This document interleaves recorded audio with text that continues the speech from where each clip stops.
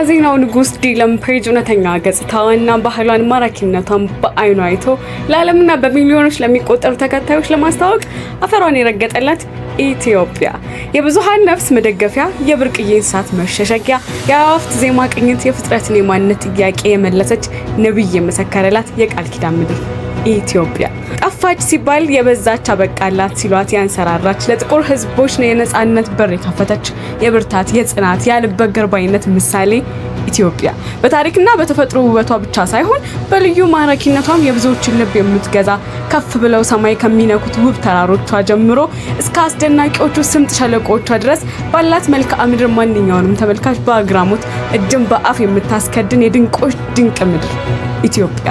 ዲለም ፔጅ የዚህ ድንቅ ምድር ፍቅር ባህር አሻግሮ ካመጣቸው እንግዶቻችን መሃል አንዱ ነው።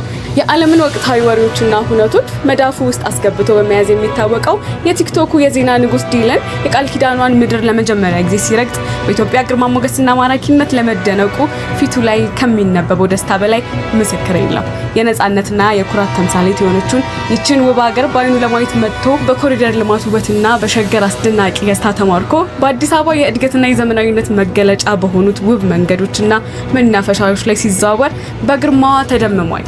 ወደ ቶቶት የባህል አዳራሽ ጎራ ብሎ በደማቅ የባህል ዘፈኖችና አስክስታዎች መሃል አብሮ ሲጨፍር የሀገሪቱን ጥልቅ የኪነ ጥበብና የህዝቡን ሞቅ ያለ ፍቅር በተግባር ተካፍሏል።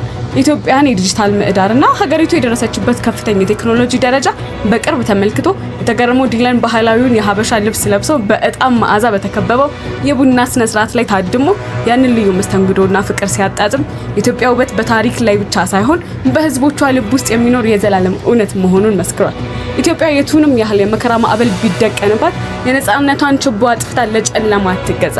ይልቁኑ በብርታትና በቁጭት እየተነሳች የብርሃን ታሪኳን በደማቅ ቀለም ትስላለች። በግርማ ሞገሷ የዓለምን አይን የምታስደንቅ እስከ ዘላለም የነጻነትና የጥንካሬ ማማ ሆና የምትኖር የዘላለም ኩራት ኢትዮጵያ።